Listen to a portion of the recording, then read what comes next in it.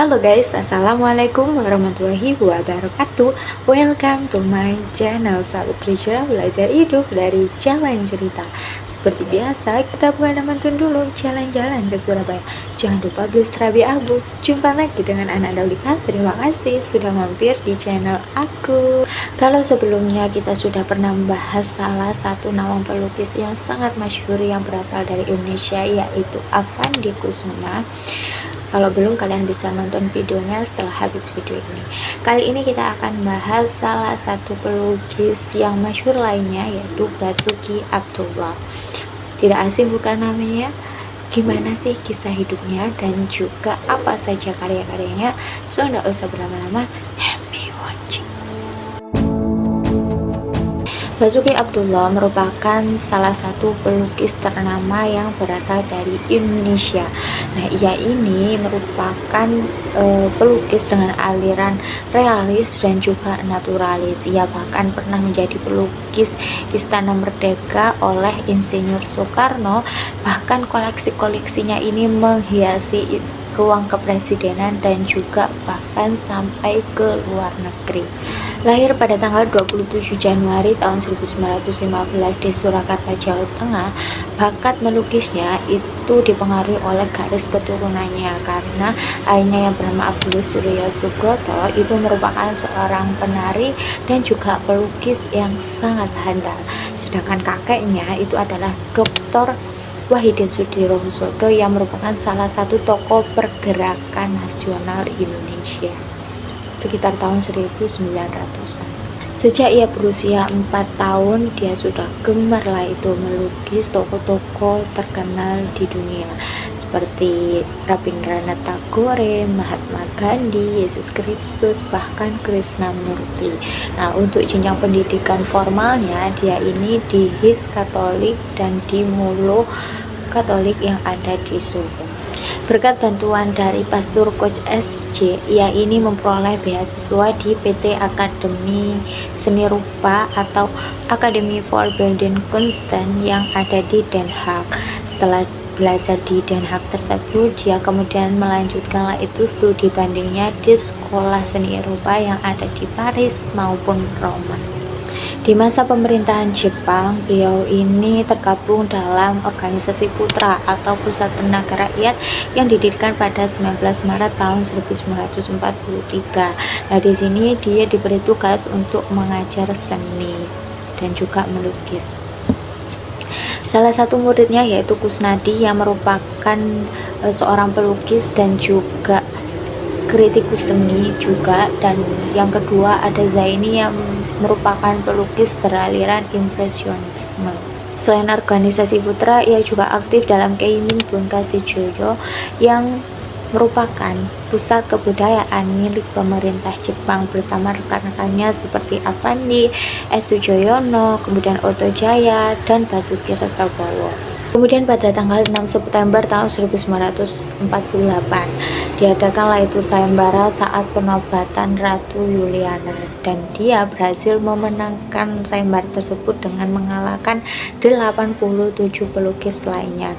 Nah, sejak saat itulah nama Basuki Abdullah pun semakin dikenal dunia, yang merupakan seorang pelukis Indonesia yang mengharumkan nama Indonesia. Selama di Belanda, ia seringlah berkeliling Eropa untuk memperdalam ilmu seni lukisnya. Ia juga menjelajahi Italia, bahkan Perancis, dan dari situlah dia kemudian bertemu dengan banyak pelukis di seluruh dunia. Nah, karya-karya apa saja kasih yang pernah dibuat oleh Basuki Abdullah? Kita bahas. Semasa hidupnya, Basuki Abdullah telah menciptakan berbagai karya terkenal yang sudah dikenal di seluruh dunia. Nah, berbagai macam lukisannya ini itu juga dikategorikan dalam tema seperti tema pemandangan alam, potret dan model, binatang dan juga tumbuh-tumbuhan, legenda, mitos, kemudian dongeng, tokoh nasional, tokoh luar negeri, keagamaan, spiritual, kemanusiaan, bahkan sosial. Dari situlah ia kemudian dikenal dengan julukan sang maestro lukis realis, naturalis, dan juga pelukis potret. Yang pertama ada lukisan Nyi Roro Kidul. Nah, lukisan Nyi Roro Kidul ini bermula ketika Basuki Abdullah saat itu berusia 18 tahun. Ia ini kerap itu mengunjungi Parangtritis. Nah, dari situ ia tergerak itu ingin melukis mitos tentang Nyi Roro Kidul. Basuki Abdullah menciptakan 6 lukisan Nyi Roro Kidul dengan versi yang berbeda-beda. Dan salah satunya dikoleksi oleh Presiden Soekarno yang saat ini berada di Istana Kepresidenan Republik Indonesia. Awal mulanya Basuki Abdullah ini menggunakan model untuk melukis lukisan Nyi Roro Kidulnya itu. Namun karena merasa ada kejanggalan dalam proses kreativitasnya, akhirnya dia pun melakukanlah itu pendekatan dengan imajinasinya. Yang kedua ada perkelahian Rahwana dan juga Jatayu untuk memperebutkan Dewi Sinta. Nah, lukisan ini itu sekitar tahun 1940 sampai 1960-an. Sejarah dari lukisan ini itu diambil dari cerita Rama dan Sinta yang sangat melegenda karena mengandung falsafah hidup, pembelajaran kebijaksanaan, dan juga pesan di setiap kemungkaran akan selalu kalah dengan kejujuran dan kebenaran. Lukisan yang ketiga adalah seorang anak kecil yang sedang menunggang kerbau. Digambarkan di situ ada seorang anak kecil dengan pakaian sederhana dan tradisional menunggangi seekor kerbau yang merupakan seorang anak petani.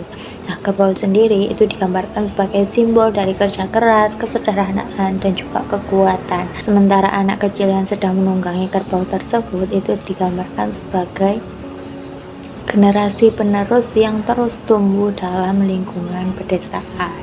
Basuki Abdullah menggunakan warna-warna yang hangat dan natural untuk memberikan suasana yang damai dan meresap dalam lukisan ini. Detail-detail kecil seperti kerbau yang tenang, pakaian anak kecil yang kusut, dan juga latar belakang pedesaan dengan pepohonan dan langit biru memberikan kesan kehidupan yang sederhana namun penuh keindahan. Selanjutnya ada lukisan Pangeran Diponegoro di tahun 1940. Digambarkan dalam lukisan ini Pangeran Diponegoro yang sedang memimpin pertempuran dengan menunggangi kudanya dengan background api yang membara, dan lukisan ini itu menjadi salah satu koleksi dari Insinyur Soekarno. Lukisan ini menampilkan unsur rupa seperti garis, tekstur, dan cahaya. Garis-garis yang terlihat meliputi garis lengkung pada pakaian Pangeran Diponegoro, garis lurus pada kuda, dan garis lurus pada latar belakang. Ada juga tekstur lukisan di mana tekstur semu dengan tekstur halus pada latar belakang dan tekstur kasar pada subjek. Cahaya dalam lukisan berasal dari arah kiri atas yang menyorot Pangeran Diponegoro dan kuda dengan detail realistis menggunakan cat minyak. Tak berhenti di situ, di tahun 1951 ada juga lukisan Insinyur Soekarno yang dilukis dari samping oleh Basuki Abdullah, di mana lukisan ini menggambarkan sosok sang proklamator dan merupakan presiden pertama Indonesia, yaitu Insinyur Soekarno. Melalui goresan-goresan kuasnya, Basuki Abdullah sukses menangkap esensi kepribadian dan juga semangat perjuangan Soekarno dan mengabadikannya dalam sebuah lukisan karya seni yang unik. Basuki Abdullah memvisualisasikan wajah Soekarno dengan detail dan perasaan, menyoroti karakter kuat dan karisma yang beliau miliki. Ekspresi wajah Soekarno juga mencerminkan tekadnya untuk memimpin bangsa Indonesia menuju kemerdekaan dan masa depan, sehingga karya ini menjadi karya seni yang abadi dan pastinya inspiratif. Yang keenam ada lukisan Ibu dan Anak tahun 1992. Nah, kalau lukisan yang satu ini itu emosinya benar-benar bisa dirasakan oleh para penikmatnya. Dalam lukisan tersebut digambarkan seorang ibu yang sedang menggendong anaknya yang mendeskripsikan perasaan seperti unsur tekstur, garis, dan warna yang dianalisis melalui pendekatan teori kritik Cliff Bell, di mana teori Cliff Bell tersebut menimbulkan emosi estetis yang mengacu pada kemanusiaan dan cinta kasih sayang seorang ibu dan perjuangan seorang ibu terhadap anaknya tanpa pilih kasih, serta berani berkorban demi kebahagiaan sang anak. Hal tersebut terlihat pada lukisan saat ia menopang beban di punggungnya tanpa sang anak ketahui. Hasilnya adalah bentuk dari lukisan karya Basuki Abdullah ini memiliki emosi estetis yang ditunjukkan melalui komposisi, ekspresi, dan juga hasil keseluruhan lukisan tersebut. Tak hanya itu, ada juga lukisan pertempuran Gatot-Kaca dan Antasena, lukisan kakak beradik, dan masih banyak lagi karya dari Basuki Abdullah. Ia juga kerap kali menggelar pameran tunggal baik di dalam negeri maupun di luar negeri seperti Bangkok atau Thailand, Malaysia, Belanda, Inggris, Jepang, Portugal, dan juga negara-negara lainnya. Sehingga kurang lebih hampir 22 negara itu memiliki karya lukisan dari Basuki Abdullah dan diakui sebagai koleksi dunia. Setelah itu dihabiskanlah itu beberapa tahun waktunya di luar negeri, seperti di tahun 1960 sampai 1978 itu ia pernah di Thailand. Bahkan dia juga menjadi pelukis dari Raja Bhumibol Adulyadej, dan di tahun 1974 itu menjadi pelukis Insinyur Soekarno di Indonesia, dan itulah ia menetap di Indonesia. Penghargaan yang paling membanggakan bagi Basuki Abdullah ketika ia menyelesaikan pendidikannya dalam kurun waktu 3 tahun di Den Haag, Belanda, dan ia juga pernah meraih penghargaan RIA, yaitu International of Art. Sayangnya pada tanggal 5 November tahun 1993 dunia seni berduka karena kematiannya, di mana saat itu rumahnya itu sedang dirampok tepatnya di Cilandak, Jakarta Selatan, dan diduga dalang dari peristiwa tersebut itu adalah mantan tukang kebunnya sendiri, yaitu Wahyudi. Basuki Abdullah bukan hanya dikenal sebagai seorang seniman yang mahir menggambarkan keindahan alam dan juga budaya Indonesia, tetapi juga seorang pencerita melalui lukisan-lukisannya, di mana dia mampu memberikan emosi bagi penikmat lukisannya. Dia dikenal sebagai sang maestro lukis ternama Indonesia, dan dari beliau generasi-generasi setelahnya itu dapat belajar darinya serta menghargai kekayaan budaya dan keindahan alam negeri ini. Oke teman-teman, itu tadi sedikit kisah mengenai Basuki Abdullah, sang maestro lukis dari Indonesia yang mengharumkan nama Indonesia. Oke teman-teman, terima kasih buat yang sudah nonton dari awal hingga akhir. Mohon maaf bila ada kurangan. Kalau ada saran untuk next video kita bahas apa, boleh banget tulis aja di kolom komentar di bawah. Seperti biasa, jangan lupa like, komen, dan subscribe-nya. Wassalamualaikum warahmatullahi wabarakatuh. Bye.